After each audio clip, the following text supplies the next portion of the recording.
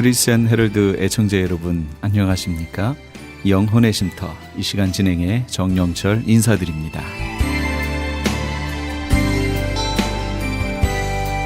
크리스천 헤럴드는 신문을 시작으로 라디오, 이제는 공중파 채널인 18.10을 통해 텔레비전으로도 함께 하실 수 있습니다.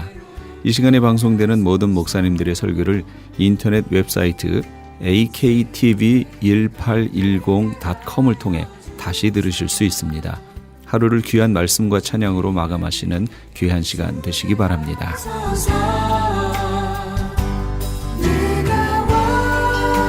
이 시간은 프레이즈 교회의 주일 예배 말씀을 보내드립니다. 오늘은 아침에 이어서 계시록 21장 3절에서 4절까지의 말씀을 본문으로 언약과 성취란 제목의 하나님의 말씀 전해주시겠습니다.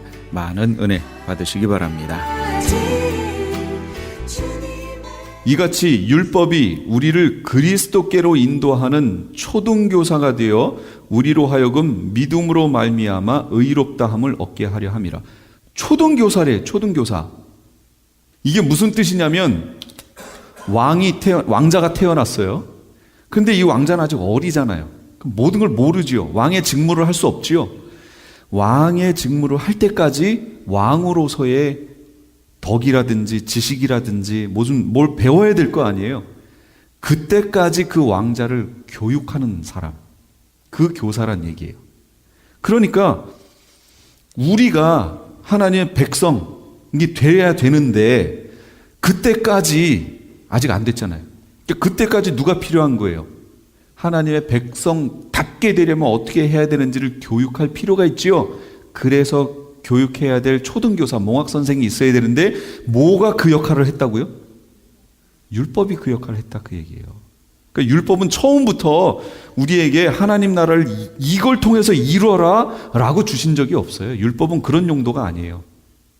율법은 여기서 있는 것처럼 그리스도께로 인도하는 초등교사 역할을 했던 거예요. 율법을 잘 보면 누가 나와야 된다는 거예요. 그 다음에 그리스도가 나와야죠. 그러니까 율법 공부를 잘 했으면 그리스도가 필요하구나 이렇게 나와야 된다는 거예요. 이 율법을 제일 많이 공부한 사람들이 누구예요? 이스라엘. 근데 이스라엘 사람들이 율법을 공부하고서 그리스도 하고 나와요, 안 나와요? 안 나와요. 아직까지 안 나와요. 하나님이 가르쳐 주신 그 내용 중에 그리스도를 상징하는 부분을 빼버렸기 때문에 안 나오는 거예요, 지금. 대표적으로 뭘 뺐는 줄 아세요? 이사야서 53장을 빼버렸어요. 자기들 성경에서 분명히 성경에는 이사야서 53장이 있는데 이사야서 53장을 안 읽어요. 못 읽게 해요. 아이들에게도, 유대인 아이들에게도 이사야서 53장을 못 읽게 해요. 지금도. 랍비들이 성경을 가르칠 때 이사야 53장은 안 가르칩니다. 못 읽게 하는 금서예요, 여기가. 그럼 여기 뭐가 나왔느냐? 그는 실로 우리의 질고를 지고 우리의 슬픔을 당하였거늘 우리는 생각하기를 그는 징벌을 받아 하나님께 맞으며 고난을 당한다 하였노라. 그가 찔림은 우리의 허물을 인하며 그가 상함은 우리의 죄악 때문이라. 그가 징계를 받음으로 우리가 평화를 누리고 그가 채찍에 맞음으로 우리가 나음을 받았도다. 우리는 다 양 같아서 그릇 행하여 각기 제 길로 갔거늘 여호와께서는 우리 모두의 죄악을 그에게 담당시키셨도다. 이거 누구 얘기죠? 딱 보니까 예수님이라는 거 알겠죠? 유대인들도 여기 딱 읽으면 그게 메시아구나를 알아요. 이게 바로 나사렛 예수에 대한 얘기구나를 알아요. 그러니까 이걸 모르게 하기 위해서 여기는 읽지 말라 해요, 지금도. 그런데 이걸 깨어서 읽는 사람은 이걸 읽고 이거 그 사람 얘기잖아요 라고 얘기들을 해요. 유대인들이 지금 자기들이 읽어봐도 딱 나오거든요. 근데 이게 가려져 있는 거예요. 감춰져 있는 거예요. 어느 시간까지. 그래서 지금 이제서 여기에 대해서 막 눈 뜨기 시작하는 거예요. 그래서 이걸 전도하러 간 사람들이 이사야 53장을 읽어보라고 얘기합니다. 유대인들에게. 그럼 유대인들이 이걸 읽기 시작하면 이게 누구지? 하고 자기들 역사 속에 보면 나사렛 예수라는 게 나오는 거예요. 그러면 자기들이 여태까지 그렇게 미워했던 그가 바로 메시아였다라는 것을 알게 되는 거죠. 근데 이게 가려져 있습니다. 어느 때까지요? 어느 때까지 이제 나올 거예요. 어느 때까지 가려져 있어요. 그러다가 이게 열리면 그러면 계시록의 시간이 가는 거예요. 그러니까 그때까지 가려져 있습니다. 여러분 주변에 유대인이 있으면 이사야 53장 읽어보라고 하세요.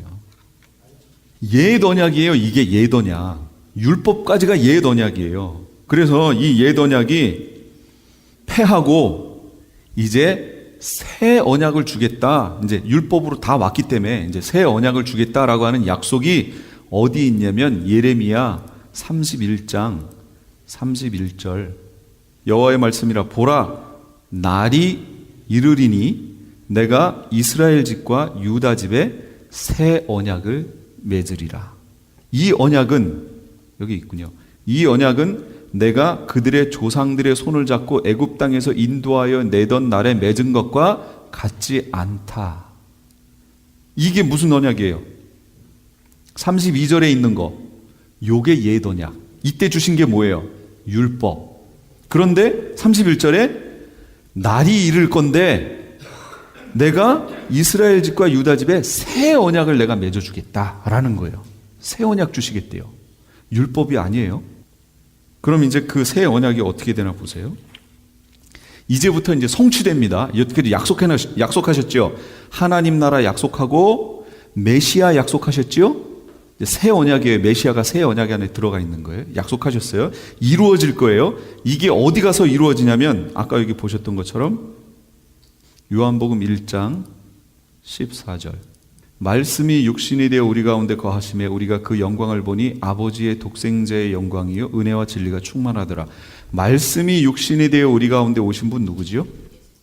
예수 그리스도 메시아가 오세요. 이 메시아가 오셔서 약속을 하십니다. 아주 놀라운 언약 체결식을 메시아가 오셔서 하십니다. 이건 6월절 마지막 라스트 서퍼예요. 마지막 만찬에서 지금 예수님이 말씀하시는 거예요. 저녁 먹은 후에 잔도 이와 같이 하여 이르시되 이 잔은 내 피로 세우는 뭐라고요? 새 언약이래요. 새 언약. 곧 너희를 위하여 붓는 것이라. 예수님이 마지막 만찬을 하시는데 그 위에 뭐가 있냐면 내가 이 마지막 만찬을 너희와 함께 하기를 너무 고대했다라고 말씀하세요.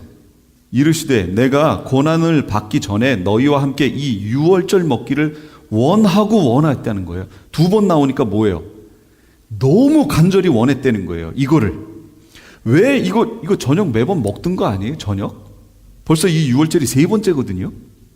근데 왜 이 마지막 이 유월절을 너희랑 같이 먹기를 간절히 원했다는 거예요. 왜 원했을까요? 그렇죠. 그때 주님께서 하시려고 했던 게 있는 거예요.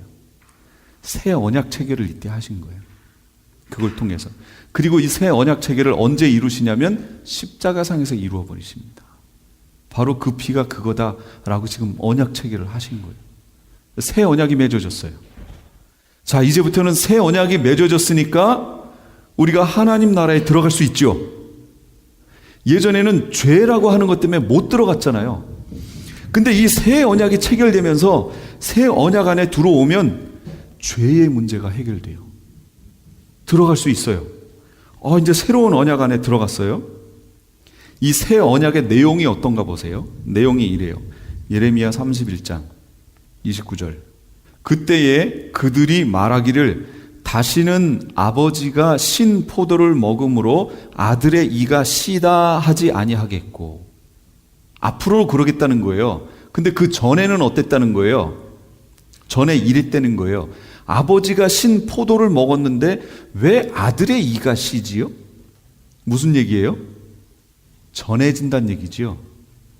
유전된다는 얘기예요. 전해진다는 얘기예요. 근데 30절에 이제는 신 포도를 먹는 자마다 그 이가 신 것 같이 누구나 자기의 죄악으로 말미암아 죽으리라. 이제 내가 신 걸 먹으면 내 자식이 쉬어요, 안 쉬어요? 안 쉬어요. 나만 쉬다 그 얘기예요. 그래서 옛날에는 옛 언약은 민족 공동체 얘기해요. 민족 공동체적 구원을 얘기했어요. 그래서 이스라엘 사람들이 뭐라고 그래요? 자기들을 하나님의 택하신 백성, 선민 사상 갖고 있잖아요. 옛 언약에선 그렇게 봤어요. 이스라엘하고만 했다는 거예요, 자기들은. 근데 아까 보셨죠? 하나님하고 아브람, 하나님하고 이스라엘, 하나님하고 열방, 온 열방, 전 사람이었잖아요. 근데 이들은 아직 그걸 못 봤던 거죠. 그래서 아버지가 신 거 먹으면 자식까지 시다라고 하는 자기 민족 공동체로만 해석을 했던 거예요. 그러나 이제 새 언약이 되면 이제 어떻게 하신다고요? 그게 아니고 자기가 먹으면 자기만 신 거예요. 이제는 구원 체계가 민족 공동체가 아니라 어떻게 바뀌어요? 개인으로 바뀌는 거예요. 개인이 하나님 앞에 나가는 거죠. 구원 자체가 그렇게 바뀌어 버렸어요. 또 성령의 내주가 있습니다. 33절. 그러나 그날 후에 내가 이스라엘 집과 맺을 언약은 이러하니, 뭐냐면 곧 내가 나의 법을, 옛날에는 어떻게 했지요? 하나님의 법이, 옛 언약은 율법으로 글로 써졌잖아요. 율법으로 주어졌죠. 그런데 이제는 그들 속에 두며 그들 마음에 기록하겠대요. 하나님의 법을 그들 속에, 그들 마음 속에 기록하겠대요. 글로 써서 이렇게 주는 게 아니에요. 랍비가 분석을 해봤더니 하지 말아라 하는 건 365개, 해라 라고 하는 거는 248개인가 뭐 이렇게 된대요. 그래서 600 몇 개래요. 그게 총 율법의 내용이. 아니, 총 율법의 내용이 600 몇 개가 여기 기록이 돼 있어요. 그럼 내가 이걸 가지고 다니면서 아, 이건 하라고 그런 거지, 해야 되고, 이거 하지 말라고 그랬지, 이렇게 살 수 있어요, 없어요? 그렇게 해서 이 율법을 다 지킬 수 있어요, 없어요? 없어요. 못 지켜요. 누가 지켜요? 그래서 율법으로는 죄를 깨닫는 거예요, 결국은.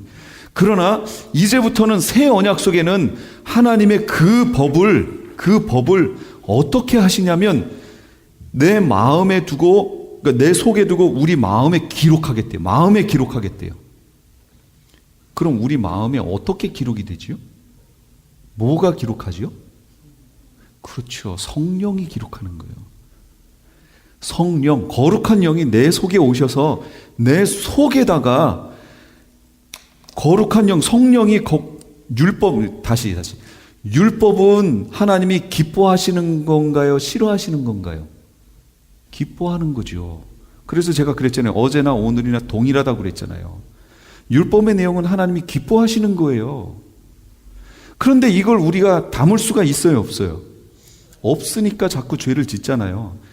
그래서 하나님이 이제 어떻게 하실 거냐면 이 율법의 내용을 담고 있는 성령 하나님을 내 속에 그냥 집어넣어 버리는 거예요. 그러니까 이제 내가 무엇인가를 하려고 하는데 성령이 내 속에 걸리죠, 자꾸. 나는 잘 모르겠는데 이걸 하려고 그러는데 자꾸 걸려. 누가 자꾸 걸리게 하는 거예요? 성령이 하는 거예요, 그게.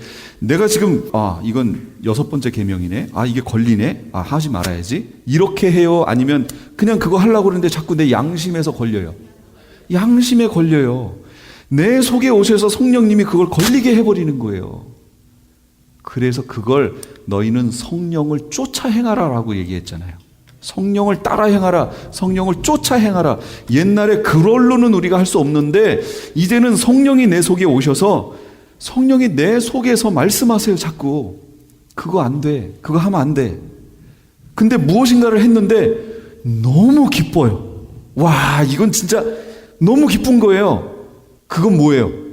성령이 기뻐하시는 걸 한 거예요. 이제는 성령 하나님이 내 속에 오셔서 나를 이끌어 가시겠다는 거예요. 이게 새 약속이에요. 새 약속. 새 언약. 이 속에 머물 수 있도록 하나님 우리를 만들어 주셨는데 우리가 이걸 버리니까 이게 또 문제가 되는 거예요. 그러니까 성령이 자꾸 근심하시지요. 그래서 우리 삶을 돌아봐야 돼요. 그리고 또 하나 주신 약속이 있어요. 34절. 그들이 다시는 각기 이웃과 형제를 가리켜 쭈르륵 얘기하시다가 내가 그들의 악행을 사하고 다시는 그 죄를 기억하지 아니하리라. 죄를 기억하시지 않겠대요. 무슨 얘기예요? 죄 사함의 은혜를 주시겠다는 거예요. 와, 내가 죄를 지을 수 있어요, 없어요? 아무리 성령이 내 속에 오셔도 내가 거기에 100% 순종하는 삶을 살지 못해서 죄를 지을 수 있지요. 지어요, 실제로. 그러나 그것에 대해서 우리가 회개하면 하나님이 어떻게 하신다고요? 예, 기억하시지 않겠다라고 하는 약속을 주셨어요. 만일 우리가 우리 죄를 주님께 토설하고 고백하면 어떻게 돼요? 주님이 우리를 깨끗하게 만들어 주시겠다라고 분명히 말씀하셨죠. 요한일서 1장 9절이에요. 그래서 말씀을 통해 확인하는 게 대단히 중요합니다. 만일 우리가 우리 죄를 자백하면 하나님께 주님, 제가 이렇게 행동했는데 이 행동이 하나님께 죄가 된다는 것을 제가 인정합니다. 라는 거예요. 인정합니다. 그게 죄라는 것을 인정합니다. 그렇게 하면 하나님은 미쁘신다는 것은 신뢰할 만하시고 믿을만 하시고 라는 얘기예요.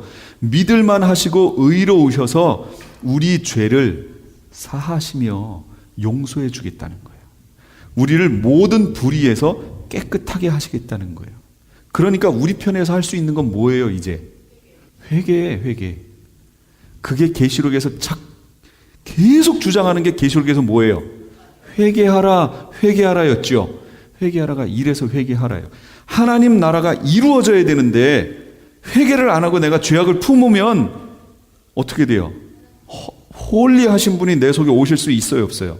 없어요. 그러니까 회개하라요, 회개하라. 그래서 마지막 메시지는 회개하라요. 회개하셔야 돼요. 혹시 마음속에 꺼리낌으로 있는 것들이 있습니까? 회개하셔야 돼요. 담배 얼마나 좋아요. 그러나 꺼리껴지지 않으세요? 너무 좋아요. 성령이 충만해져요, 갑자기. 후 하면 내 속에서 막 성령이 나가요? 그러시면 그렇게 하세요. 그러시면.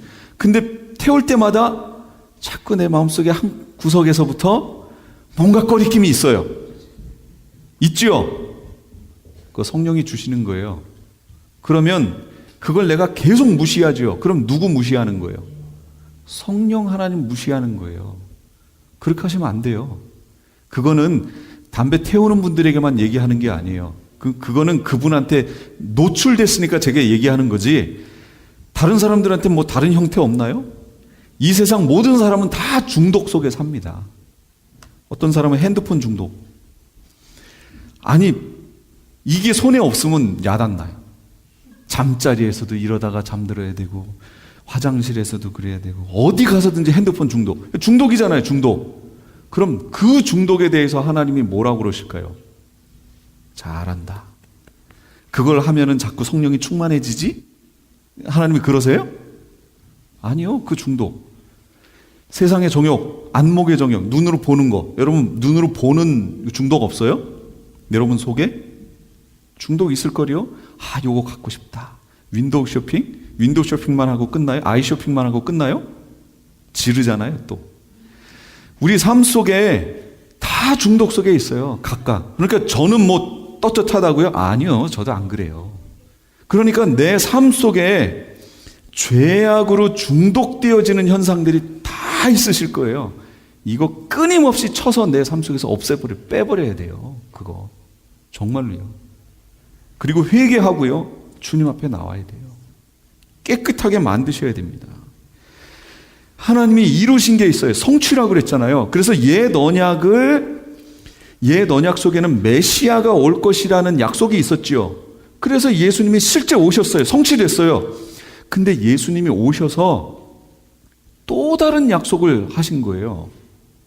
그게 뭐냐면 제가 여기서 보여드렸던, 성취가 되긴 됐는데 이미 된 게 있어요. 이미 된 거. 그건 메시아지요.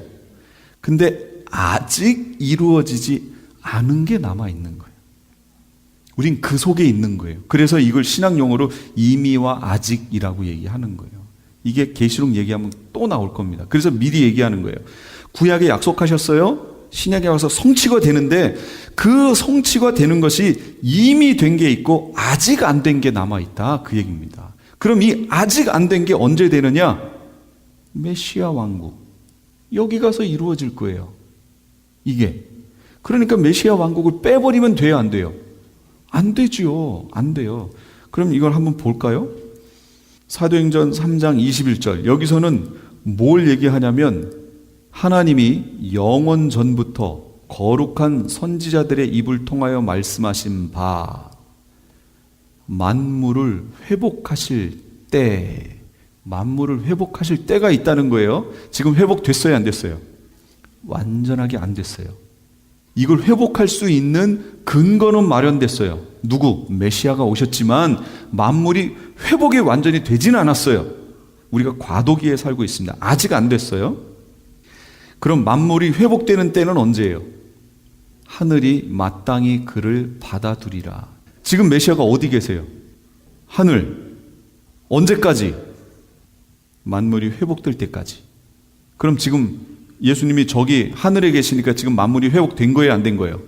안 됐어요. 아직 안 됐어요. 그 때가 있어요. 됩니다. 그 다음에 히브리서 9장 28절. 이와 같이 그리스도도 많은 사람의 죄를 담당하시려고 단번에 들이신 바 되셨고, 이게 이제 초림이었죠. 구원에 이르게 하기 위하여, 여기 구절이 중요해요. 보세요. 구원에 이르게 하기 위하여. 구원에 이르렀어요? 안 이르렀어요? 안 이르렀어요. 아직. 그럼 언제 구원에 이르느냐? 구원에 이르게 하기 위하여 죄와 상관없이 자기를 바라는 자들에게 언제 나타나신다고요? 두 번째 나타나신대요. 그럼 예수님이 두 번째 나타나는 건 뭐예요? 재림. 그러면 구원에 이르는 것은 언제 이루어진다는 얘기예요? 재림 때 이루어진다는 거예요. 그러니까 지금 내가 예수 그리스도를 영접함으로 구원을 얻었다라고 완료로 말하면 돼요, 안 돼요? 안 되죠. 얻었다라고 완료로 얘기하면 안 돼요. 완료는 언제 될 거냐면 예수님이 두 번째 나타나실 때 될 거예요. 그러면 성경 구절에 구원을 얻었다라는 표현이 있어요, 없어요? 있어요. 있어요. 실제 있어요. 구원을 얻었다라는 완료형으로 표현한 것들이 있어요. 지금 제가 그걸 언급하면 시간이 너무 많이 가요. 그걸 말하려면 뭘 말해야 되냐면 각 성경의 서신의 저자들이 뭐라고 말했는지를 봐야 돼요. 이걸 섞어서 말하면 안 돼요.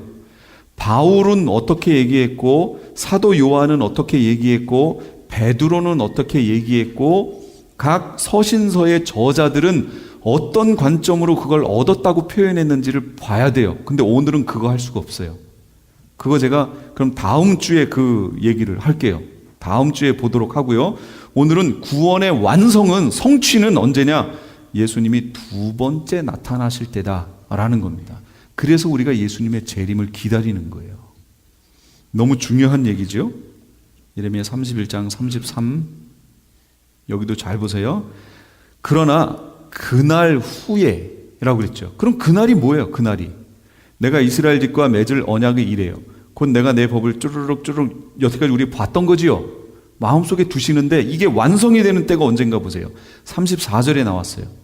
그들이 다시는 각기 이웃 형제를 가리켜 이르기를 너는 여호와를 알라 하지 아니하릴 거래요. 왜냐하면 작은 자에서부터 큰 자까지 다 여호와를 알기 때문이라는 거예요. 그러면 지금 이스라엘, 지금 이방 보세요. 작은 자에서부터 큰 자까지 다 하나님을 알아요, 몰라요? 모르지요. 지금 우리가 해야 되는 건 뭐예요? 여호와를 알아라 라고 전도하는 거 아니에요, 지금. 우리가 전도하는 이유는 다 모르기 때문이잖아요.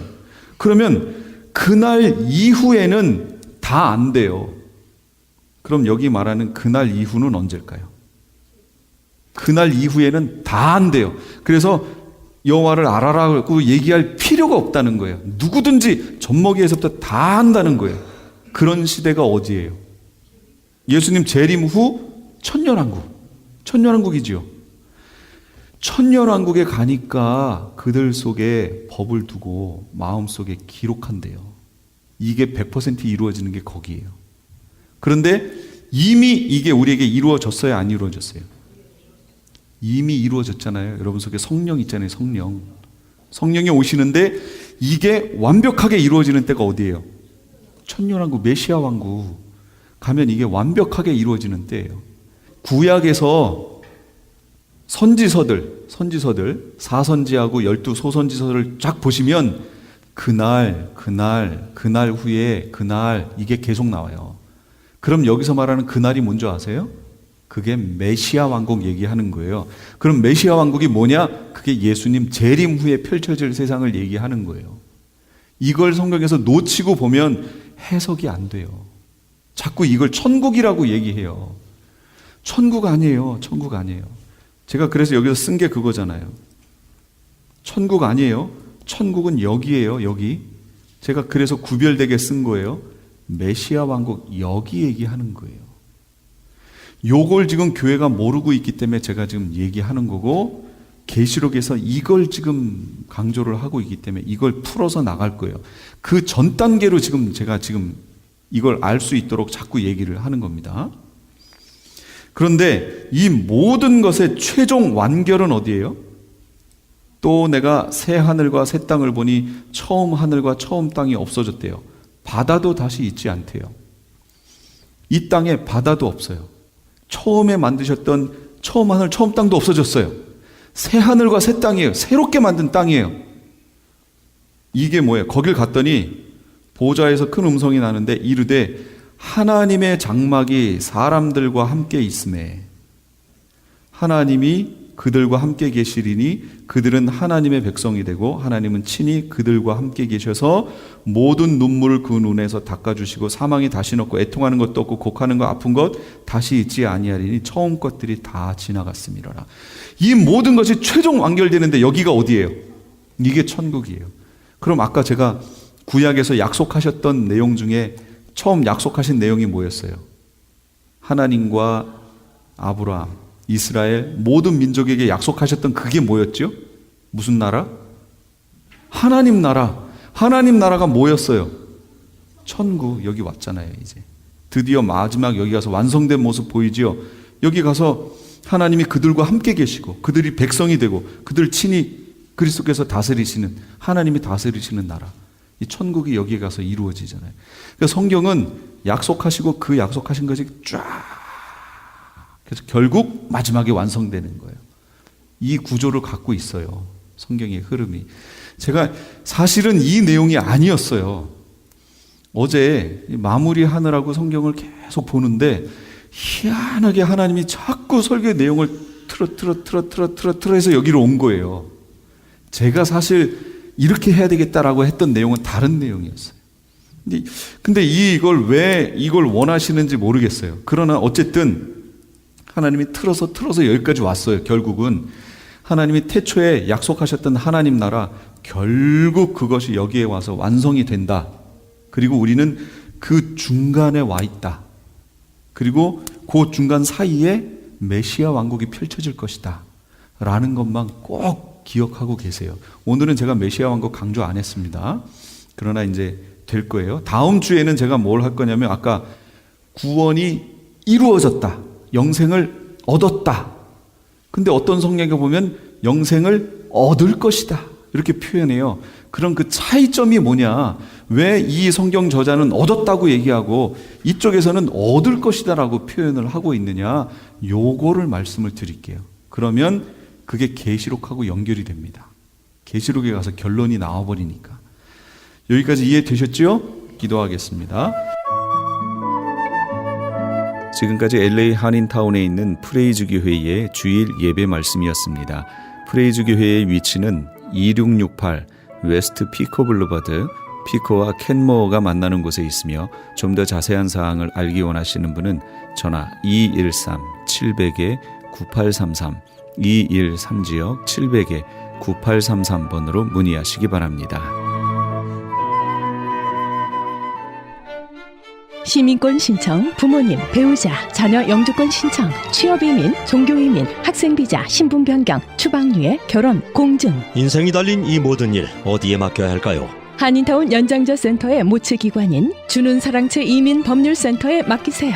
21년 이민법 경력의 박창영 이민국 공인변호인이 성심을 다해 도와드립니다. 올림픽과 윌튼 323-735-7888 323-735-7888 유태인이 만든 특수 영양제 M3 들어보셨어요? 곡식의 눈, 과일씨, 껍질, 약초의 뿌리로 만든 특수 영양제 M3. 혈압, 당뇨, 아토피, 천식, 비만 등 무슨 병이든 큰 효과를 주는 신비의 영양제 M3. 서울대학병원 7곳, 고려대학병원 2곳에 입점되어 더욱 믿을 수 있는 M3의 효능. 213-435-9600, 213-435-9600 M3 정직한 마음으로 권해드립니다.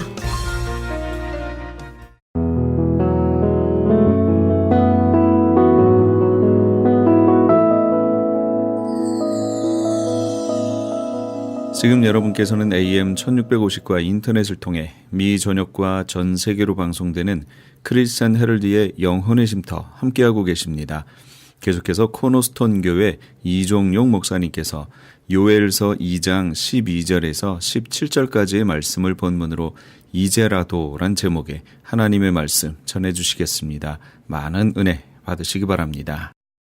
특별히 요엘서 1장 17절부터 18절에 보면 씨가 흙덩이 아래에서 썩어졌고 창고가 비었고 곡간이 무너졌으니 이는 곡식이 시들었음이로다. 가축이 울부짖고 소떼가 소란하니 이는 꼴이 없음이라. 양떼도 피곤하도다. 이렇게 말하고 있어요. 자, 이 말씀을 보면 이스라엘의 하나님의 나라 이스라엘이죠. 예루살렘에 먹을 것이 없다 이거야. 먹을 것이 떨어졌어요. 가축들이 굶어 죽어가고 있습니다. 지금 상황입니다. 생각해 보십시오. 포도나무 씨가 썩어 말라 비틀어졌습니다. 무화과 나무가 열매가 말라 비틀어지고 완전히 나무들이 하얗게 사가져 버립니다. 석류나무가 그렇습니다. 밭에 씨를 뿌렸는데 모든 씨들이 썩어 말라 비틀어졌습니다. 또 이웃의 강한 나라가 지금 예루살렘을 쳐들어오고 있습니다. 자, 이런 상태입니다. 사람의 기쁨이 다 사라졌다고 요엘은 말하고 있습니다. 한마디로 이런 상태를 대재앙의 때라고 볼 수가 있습니다. 심지어 교회는 성소에서는 제사장들도 주님께 바쳐야 될 예물, 소제와 전제를 드리지 않았다 그랬어요. 아니, 드릴 것이 없었습니다. 그렇다면 지금 이 시대가 어떻습니까? 바로 지금 이 세대가 요엘서에 나오는 이런 모습은 아닐까요? 우리가 눈으로 교회가 있어요. 건물이 눈으로 많은 사람들이 교회 주일날 가요. 그렇지만 여러분들 영의 눈으로 그 교회들을 본다면 과연 그 교회들이 얼마나 건강할까요? 얼마나 주님이 흡족하시는 마음을 가진 주님의 몸으로 지어져 가고 있을까요? 여러분들, 이럴 때 주님은 요엘을 통해서 말씀하시는 거예요. 오늘 이 말씀은 심판이 임하고 온 세계가 흔들거려도 우리들에겐 뭐가 있어요? 흔들리지 않는 반석이신 예수님이 계신다는 거예요. 이걸 우리에게 가르쳐주고 있습니다. 특별히 2장 1절에 보면 시온에서 나팔을 불며 나의 거룩한 산에서 경고의 소리를 질러 이 땅 충민들로 다 떨게 할지니 이는 여호와의 날이 이르게 됨이라. 어제 큐티의 말씀이었어요. 여호와의 날이 이르게 된다고 성경은 말하고 있어요. 요엘 선지자는 여호와의 날이 임할 것이라고 저와 여러분들에게 지금 말씀을 통해서 경고하고 있는 것입니다. 특별히 2절 말씀대로 그날은 어떤 날이에요? 여호와의 날이 임하면, 그날이 임하면 어둡고 캄캄한 날이라고 그랬어요. 아주 캄캄한 날입니다. 소망이 없죠? 캄캄하죠? 앞이 안 보이죠? 답답하죠? 그리고 빽빽한 구름이 낀 날이라고 말하고 있습니다. 낮이지만 너무나 캄캄한 어두컴컴한 구름이 낀 그런 날, 피로 얼룩진 날이라고 경고하고 있습니다. 주님이 오시는 그날, 이전에도 없었고 이후에도 없을 환난과 고통의 날이라고 말하고 있습니다. 바로 그날, 주님의 날, 주님이 재림하신 그날, 마지막 날, 심판날, 성경은 이 심판이 있다고 말하고 있습니다. 여러분들 어떤 책에서 이런 말씀이 있을까요? 그러나 성경은 분명히 여러 곳에서 마지막 날에 대해서 말씀하고 있습니다. 그런데 복된 소식이 오늘 우리에게 들리죠. 굿뉴스입니다. 가스펠입니다. 아주 복된 소식입니다. 12절에서 말합니다. 이제라도 여호와께 돌아오라고 말씀하고 있습니다. 요엘은 정신 못 차리고 세상에 빠져서 정말 허우적거리고 있는 그 예루살렘 하나님의 백성들에게 향해서 바로 이제라도 일어나서 하나님의 무서운 심판이 가까웠으니 여호와께 돌아오라. 이거 뭐예요? 돌아오라는 말은 회개하라 이 소리예요. 그 죄의 자리에서 떠나서 나에게 오라. 이것이 회개입니다. 회개는 후회하는 게 아닙니다. 말만 하는 게 아닙니다. 나의 삶이 주님께 돌아오는 것입니다. 내 생각이 주님 앞에 돌아오는 것입니다. 그리고 나의 언어도 주님 앞에 돌아오는 것이고 나의 삶이 주님 앞에 돌아오는 것, 이것이 회개합니다. 그래서 회개하라고 지금 외치고 있는 것입니다. 그래서 심판이 이르게 되면 일어날 일들이 1장에 나오고 있는 것을 볼 수가 있어요. 그런데 오늘 요엘 선지자는 이런 저주를 피할 수 있는 방법을 저와 여러분들에게 가르쳐주고 있습니다. 12절 말씀대로 이제라도 하나님께 돌아오는 것입니다. 이제라도, even now, 이렇게 말하고 있습니다. 그렇습니다. 내 감정이 아닌, 그리고 내 원함이 아닌, 내 지식이 아닌 어디로 돌아오라? 말씀으로 돌아오는 거예요. 우리가 예수를 믿고 교회를 나가지만 사실 말씀대로 우리가 살아가고 있습니까? 말씀대로 말하고 있습니까? 여러분들, 내가 원하는 대로 혹시 살면서 열심을 내고 있지는 않습니까? 내 감정을 표현하면서 주님을 믿는다고 하고 있지는 않습니까? 하나님 말씀이 아닌 내 지식의 근거에서 이 땅을 살아가면서 나는 예수님을 믿는다고 말하고 있지 않습니까? 여호와께 돌아오라, 말씀으로 돌아오라는 얘기예요. 감정에서 떠나서 내가 원하는 것을 떠나서 내 지식이 아닌 말씀으로 돌아오라고 오늘 우리에게 외치고 있는 것입니다. 하나님의 창조의 질서로 다시 돌아가라는 것입니다. 여러분들, 하나님은 하나님의 자녀들이 재앙받는 걸 싫어하세요. 여러분들, 이것은 하나님의 정말 사랑의 마음입니다. 그래서 12절부터 14절에 말씀하는 거예요. 여호와의 말씀에 너희는 이제라도 금식하고 울며 애통하고 마음을 다하여 내게로 돌아오라 하셨나니 너희는 옷을 찢지 말고 마음을 찢고 너희 하나님 여호와께로 돌아올지어다. 그는 은혜로우시며 자비로우시며 노하기를 더디하시며 이내가 사랑이 크시사 뜻을 돌이켜 재앙을 내리지 아니하시나니 주께서 혹시 마음과 뜻을 돌이키시고 그 뒤에 복을 내리사 너희 하나님 여호와께 소제와 전제를 드리게 하지 아니하실는지 누가 알겠느냐, 이렇게 말씀하고 있습니다. 여러분들, 하나님의 심판이 임하면 어느 누구도 막을 자가 없습니다. 그러나 하나님의 심판을 피할 수 있는 단 한 가지 방법, 오늘 우리에게 가르쳐주고 있어요. 그것은 바로 진정한 마음으로 회개하고 그리고 여호와께 돌아와 주님의 긍휼과 자비하심을 구하라고 오늘 답을 가르쳐주고 있는 거예요. 회개는 무엇을 통해서 합니까? 진정한 기도를 통해서. 그래서 믿음으로 구하는 기도는 역사하는 힘이 있어요. 여러분들, 그런데 성경은 12절에 말씀하고 있습니다. 여호와의 말씀에 너희는 이제라도 뭐 하면서 기도하라고 그랬어요? 금식하면서 기도하라고 그랬어요. 여러분들, 이 금식은 아주 중요해요. 이제라도 금식하고 울며 애통해하며 그리고 마음을 다해서 주님께로 돌아와라, 이렇게 성경은 말하고 있어요. 우리 삶 속에서 우리 주님은 우리에게 있는 모습 그대로, 내 모습 그대로 여러분들 주님께로 돌아오라고 말씀하고 있습니다. 여러분들, 주님께 돌아오면 여러분들 어떻게 됐는지 아십니까? 정말로 주님께 내 마음을 다해서 주님께 돌아오면 여러분들 이 세상을 살아가는 목적을 알게 됩니다. 여러분들은 내가 왜 지금 살고 있는지 그 목적을 알고 계십니까? 여러분들 어디서 왔으며 난 지금 어디 있으며 난 지금 어디를 향해서 가고 있는지 알고 계십니까? 여러분들이 이 땅을 살고 있는 참 목적을 여러분들은 깨달아 알고 있습니까? 그 목적을 이루어가고 있습니까? 주님께 돌아오면 정확한 목적을 깨달아 알게 됩니다. 정말 비뚤비뚤한 내 마음이 주님께 돌아오면 그런 내 마음이 아주 건강한 마음으로 바뀝니다. 곧바른 upright, 아주 고든 마음으로, 정직한 마음으로 바뀌는 거 아세요? 정말 주님께 돌아오면 이 세상을 살아갈 수 있는 새 힘이 우리에게 주님께 돌아왔을 때 생기는 것입니다. 내 마음에 캄캄한 어둠이 가득 찼었는데 빛으로 변화됩니다. 주님께 돌아올 때. 여러분들, 금식은 주님께 돌아오는 지름길 중에 하나라고 오늘 우리에게 가르쳐주고 있습니다. 여러분들, 금식하는 가운데 병이 치유된 사람들 여러분들 알고 계시지 않습니까? 난 많이 알고 있습니다. 금식 기도를 하는 가운데 내 병이 나았어요. 이런 경우가 있습니다. 그리고 금식을 통해서 많은 우리 그리스도인들이 겸손해진 사실을 여러분들은 알고 있을 것입니다. 금식은 나를 겸손하게 만듭니다. 밥을 몇 끼만 먹지 않아 보세요. 우리가 얼마나 연약하고 얼마나 힘이 없는지, 인간이 얼마나 나약한지, 그렇게 똑똑한 줄 알았는데, 그렇게 강한 줄 알았는데 밥 몇 끼 안 먹었더니 나의 모습은 연약해지고 동물화되는 것을 느낄 겁니다. 겸손할 수밖에 없습니다. 나는 금식을 통해서 겸손해진 분을 압니다. 금식을 통해서 나의 연약한 모습을 발견한 사람들을 많이 알고 있습니다. 이 금식은 하나님과 나와의 막혔던 길을 뚫어주게 됩니다. 뚫어줄 뿐만 아니라 참된 나 자신을 내가 볼 수 있도록 주님은 도와주십니다. 왜 내 눈에는 다른 사람들은 잘 보이는데 내가 안 보일까요? 그런데 금식 기도를 통해서 나 자신을 보게 해줍니다. 어떤 모습을 보게 해줍니까? 물질의 노예가 됐던 내 모습을 보게 해줍니다.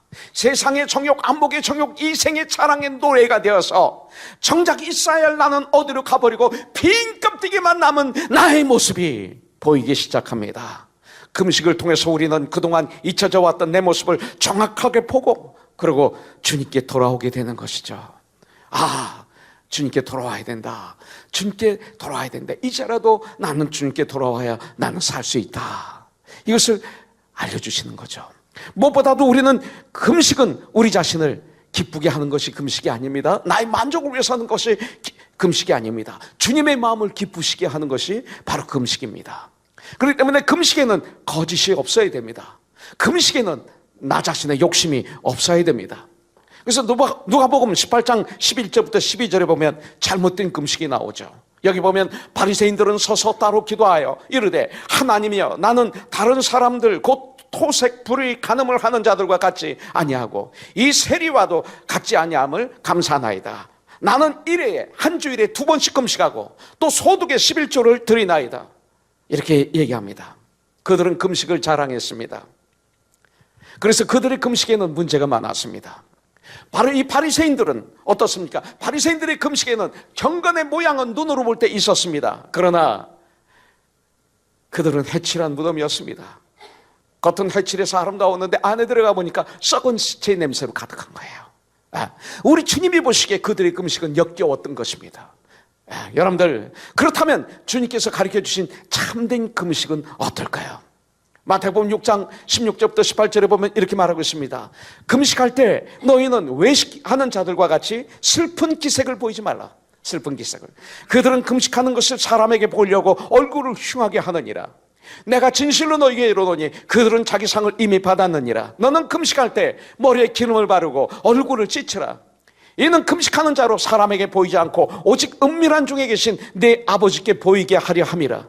은밀한 중에 보시는 내 아버지께서 갚으시리라. 이렇게 말씀하고 있어요. 금식에 대해서 정확하게 우리에게 가르쳐 주겠습니다. 금식은 어떻게 해야 되느냐? 즐거운 마음으로 하라. 이렇게 말하고 있어요. 그 다음에 하나님만 향하는 금식을 하라.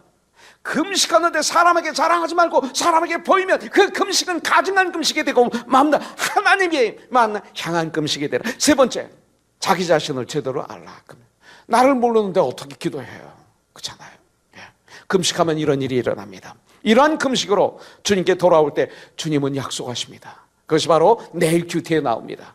요엘서 2장 19절부터 20절에 보니까 여호와께서 그들에게 응답하여 이르시되 내가 너에게 곡식과 새포도주와 기름을 주리니 너희가 이로 말미암아 흡족하리라. 내가 다시는 너희가 나라들 가운데에서 욕을 당하지 않게 할 것이며 내가 북쪽 군대를 너희에게서 멀리 떠나게 하며 메마르고 적막한 땅으로 쫓아내리니 그 앞에 부대는 동해로 그냥 들어가 버리고 그 뒤에 부대는 서해로 그냥 들어갈 것이라. 바다로 들어갈 것이라. 빠져버릴 것이라. 마치 홍해에서 애국 군대가 다 홍해에 빠졌던 것처럼 들어갈 것이라. 상한 냄새가 일어나고 악취가 오르리니 이는 큰 일을 행하였음이니라 하시니라. 여러분들, 이런 참된 금식을 했을 때 이런 일이 일어나는 거예요. 근데 이런 금식을 하는데 어떻게 해야 돼요? 13절에 보니까 너희는 옷을 찢지 말고 마음을 찢고 너희 하나님 여호와께로 돌아올지어다 그랬습니다. 이제라도 주님께 나올 때는 마음의 옷을 찢어야 된다. 이렇게 우리에게 가르쳐주고 있습니다. 여러분들, 문을 활짝 열고 주님께 돌아와야 되는 것입니다. 그냥 대강 어정쩡하게 오면 안 됩니다. 오늘 교회에 오실 때 여러분들의 모습은 어땠나요? 문을 활짝 열고 기대감을 가지고 거룩한 흥분을 가지고 주님께 뛰어오셨습니까? 하나님은 우리의 마음을 다 아세요. 하나님 앞에 숨길 게 아무것도 없어요. 근데 우리는 너무나 많은 옷을 껴입고 있죠. 로마서 1장 29절부터 32절에 보면 곧 모든 불의, 모든 추악, 탐욕, 악의가 가득한 자요, 시기, 살인, 분쟁, 사기, 악독이 가득한 자요, 수군수군하는 자요, 비방하는 자요, 하나님께서 미워하시는 자요, 능욕하는 자요, 교만한 자요, 자랑하는 자요, 악을 도모하는 자요, 부모를 거룩하는 자요, 우매한 자요, 배약하는 자요, 무정한 자요, 무자비한 자라. 그들이 이같이 일을 행하는 자는 사형에 해당한다고 하나님께서 정하심을 알고도 자기들만 행할 뿐만 아니라 또한 그런 일을 행하는 자들을 옳다 하느니라. 성도의 사명이 뭡니까? 세상 사람들에게 여러분들 하나님의 말씀으로 나팔을 불 뿐만 아니라 우리 그리스도인의 삶을 통해서 나팔을 불어야 돼요. 이 시대 교회가 뭡니까? 입으로는 나불나불 잘하는데 우리 삶이 참 그리스도의 삶이 아니라는 거예요. 우리 삶을 통해서 나팔을 불지 않기 때문에 문제가 되는 거예요. 여러분들, 이 시대 문제는 교회는 숫자적으로 부흥했어요.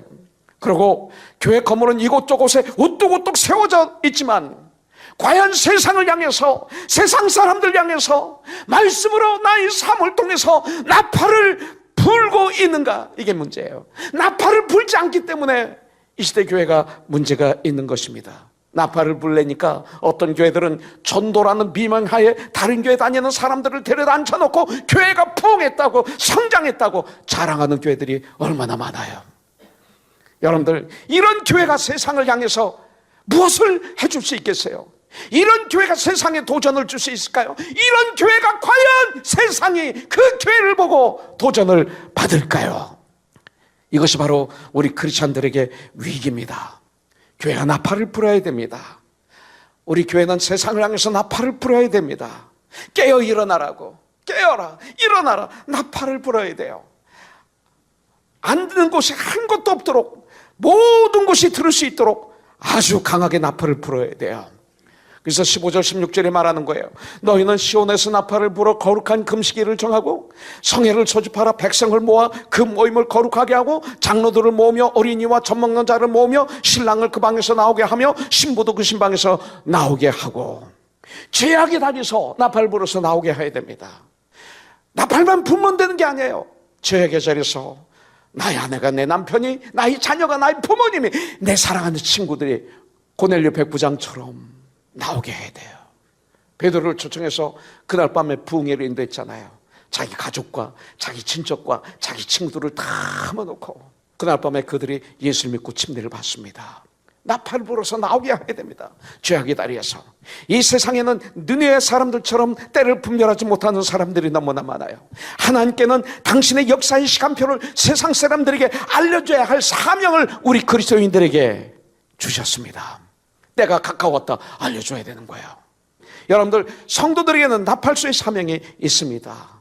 그들이 잘 때를 알려줘야 돼요. 그들이 깰 때를 알려줘야 돼요. 그들이 일할 때를 알려줘야 돼요. 그들이 쉴 때를 알려줘야 돼요. 나팔을 불어서 삶의 여정을 손에 손을 잡고 우리는 천국을 향해서 함께 걸어가는 사람들이에요. Heaven bound. 우리는 그리스도인들이에요. 그래서 함께 걸어가는데 그때 하나님의 뜻을, 어떤 뜻이 있는지를 알려줘야 됩니다. 성도들은 세상을 성령의 능력으로 위로해줘야 됩니다. 위로자가 되어야 됩니다. 하나님이 세상에 교회를 세우시고 하나님의 백성을 이 땅에 남겨주신 이유는 타락하고 냄새나고 더러운 이 세상을 하나님과 화목하게 하여 하나님이 다스리는 나라로 만드시기 위해서 우리를 택하신 것입니다. 고린도후서 5장 18절에 나와 있죠. 모든 것이 하나님께로부터 났으며 그가 그리스도로 말미암아 우리를 자기와 화목하게 하시고 또 우리에게 화목하게 하는 직분을 주셨으니. 와, 화목하게 하는 직분을 주셨어요. 그래서 우리 예수 믿는 하나님의 사람들은 이 세상 구석구석에서 하나님의 말씀과 예수 그리스도의 복음의 능력으로 우리는 가는 곳마다 나팔을 불어야 돼요.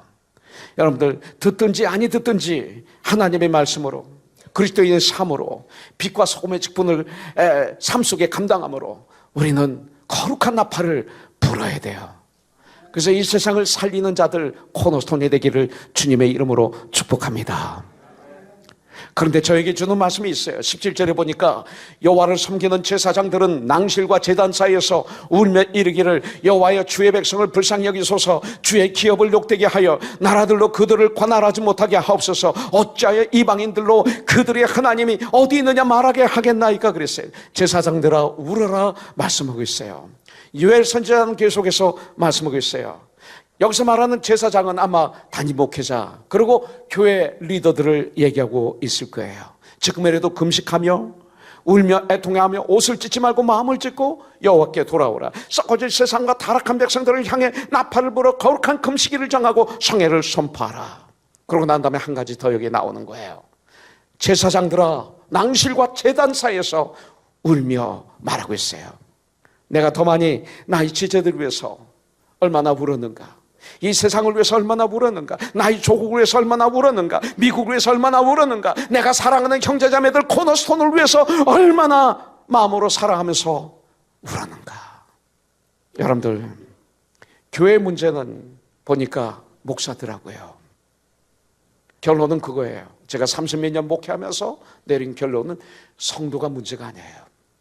에베소서 4장 11절에 보면 그가 목사와 선생으로 주셨으니 이는 성도를 온전케 하며 봉사의 일을 하게 하며 그리스도의 몸을 세우게 하려 하십니다. 목사의 직분은 말씀을 가지고 기도로 사랑으로 뜨겁게 사랑하면서 정말 죽도록 말씀을 전하고 죽도록 사랑하고 죽도록 권면하고 죽도록 책망하고 죽도록 사랑하면서 그들을 온전케 하는 사명이에요. 이거 위해서 죽어야 돼요. 근데 안 죽어요. 그래서 봉사 일을 하게 돼요. 하나님을 섬기고 성도를 섬기는 진정한 그리스도인 같이 돼야 돼요. 그래서 그리스도의 몸, 교회죠. 그래서 교회들이 세워져야 되는 거예요. 근데 이 시대에 그런 교회가 세워지고 있나요? 여기에 문제가 있는 거예요. 근데 그것은 목사예요. 성도가 많기만 바라고 교회 건물만 크기를 원하고 헌금이 많이 들어오기만 원하는 그런 목사가 되면 안 되죠. 한 영혼을 천하보다도 귀하게 여기는 이런 목사가 된다면 교회는 변화되지 않을까요? 바로 문제는 목사였어요. 그런데 베드로전서 2장 9절에 보니까 너희는 왕같은 제사장이다 그랬어요. 두 번째는 우리들이에요. 우리는 이런 제사장들이 돼야 돼요. 할렐루야. 이런 제사장들. 자, 마무리합니다. 이제라도 여호와께 돌아오라 말씀합니다.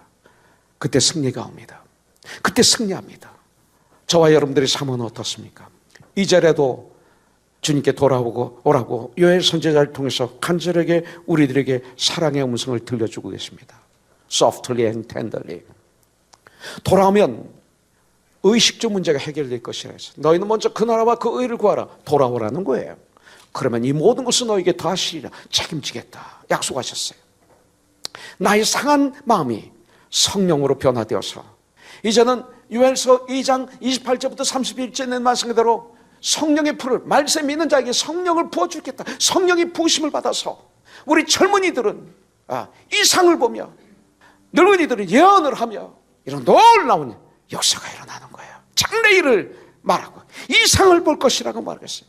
누구든지 그 이름을 부르는 자마다 구원을 얻는다고 약속하고 있어요. 사도행전의 구원의 성취가 벌써 요엘서에서 이루어진 것을 볼 수가 있어요.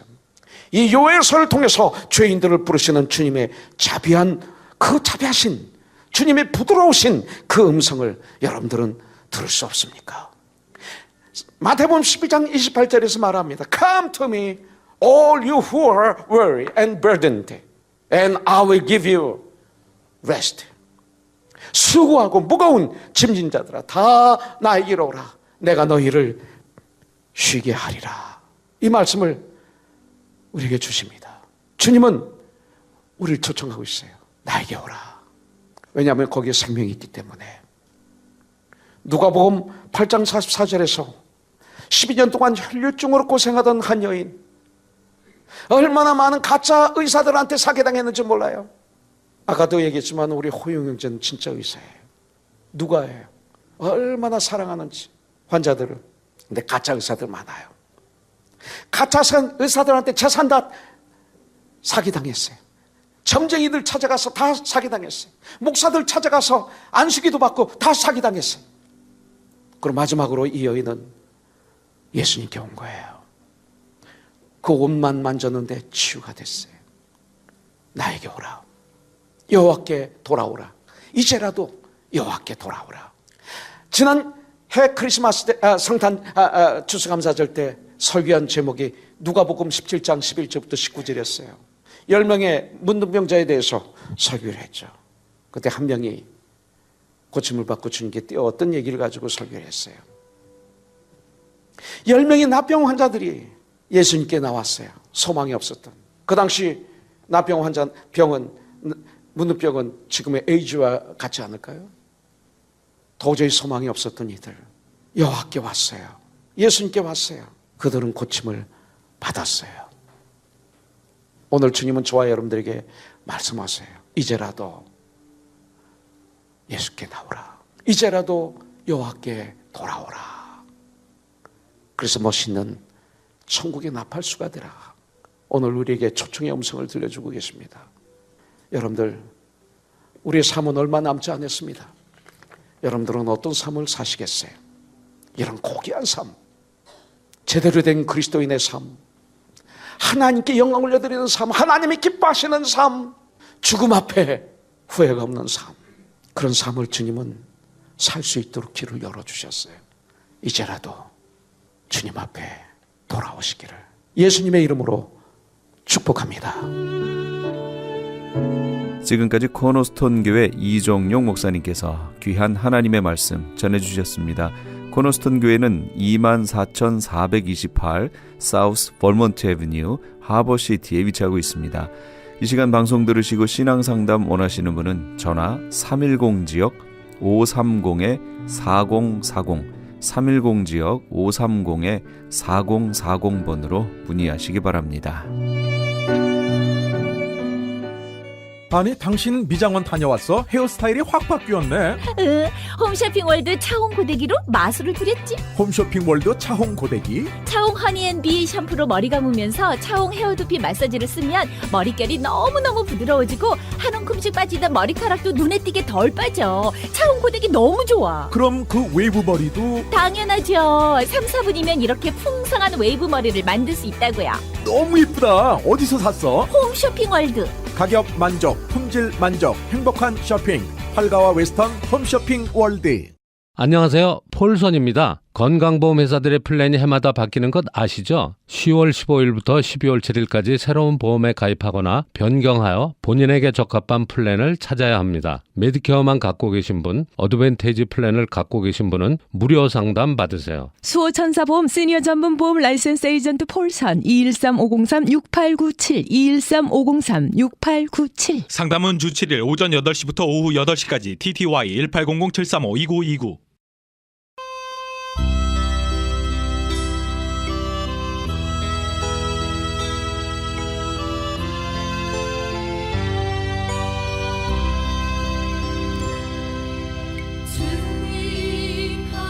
선을 행하되 낙심하지 말지니 피곤하지 아니하면 때가 이름에 거두리라. 갈라디아서 6장 9절 말씀입니다.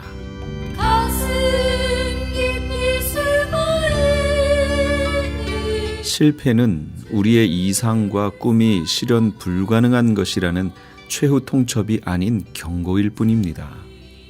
실패는 이상을 다른 방법으로 실현해 보라는 방향 지시 등입니다. 실패는 우리를 나약한 존재라고 판정하는 것이 아니라 재도전하라는 강한 충동입니다. 실패는 이제 성공할 수 없다는 결론이 아니라 성공을 위해 더 많은 대가를 지불하고 기다리라는 뜻입니다. 우리 주님의 말씀을 실천하는 데는 낙심이 있을 수 없습니다. 때가 이르면 거두게 될 겁니다. 지금까지 크리스천 헤럴드 방송에서 보내드린 영혼의 쉼터의 정영철이었습니다. 고맙습니다.